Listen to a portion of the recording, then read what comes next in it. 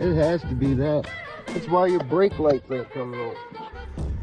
Okay, so your 2018 Honda Accord Touring isn't starting.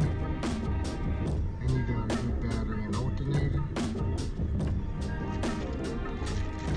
First off, you should probably do this in the first place. If you go to the back and get somebody to press the pedal to see if your brake lights are working, and this isn't working, your brake switch.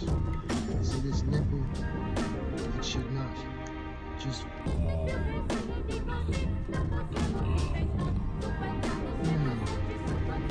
shouldn't even make that sound. It should just stay in place.